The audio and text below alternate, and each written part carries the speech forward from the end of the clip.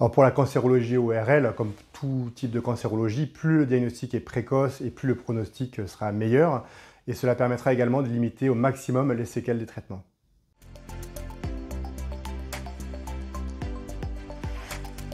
Les traitements des cancers ORL sont de 3 types, la chirurgie, la radiothérapie et la chimiothérapie, qui incluent les thérapies ciblées et l'immunothérapie. Le traitement il sera adapté à la localisation de la tumeur et au stade de la tumeur. C'est-à-dire que plus la tumeur est diagnostiquée à un stade précoce, plus le traitement sera entre guillemets simple. C'est-à-dire unimodal, la chirurgie par exemple, ou de la radiothérapie. Et plus la tumeur sera à un stade évolué, plus on fera un traitement compliqué avec des chirurgies, avec de la reconstruction et potentiellement de la radiothérapie et de la chimiothérapie.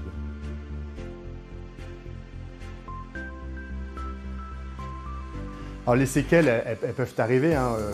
L'ORL, la région des voies érogétives supérieures, c'est l'organe de la communication, l'organe de la déglutition. Donc on peut avoir des séquelles avec des difficultés pour avaler, des difficultés pour respirer, des difficultés pour parler.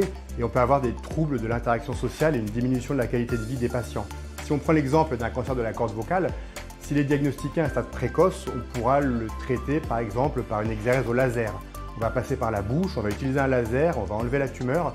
C'est une chirurgie qui peut se faire en ambulatoire, qui aura très peu de conséquences d'un point de vue fonctionnel, avec un excellent pronostic. A l'inverse, si on prend le même cancer qui a évolué pendant plusieurs mois, on peut être amené à proposer ce qu'on appelle une laryngectomie totale, c'est-à-dire enlever le larynx, réaliser l'ablation du larynx, avoir un trou ici pour respirer toute la vie. Ce traitement qui peut être suivi de radiothérapie et de chimiothérapie, donc vous voyez, c'est des traitements qui sont beaucoup plus lourds, avec un pronostic qui est moins bon et une potentielle altération de la qualité de vie. Donc il y a vraiment un enjeu à faire un diagnostic le plus précoce possible. Et si vous avez des signes cliniques qui peuvent alerter vers un cancer ORL, il faut consulter rapidement. Il y a aussi également un enjeu de prévention sur le tabac, sur l'alcool et bien sûr sur la vaccination contre le papillomavirus à l'adolescence.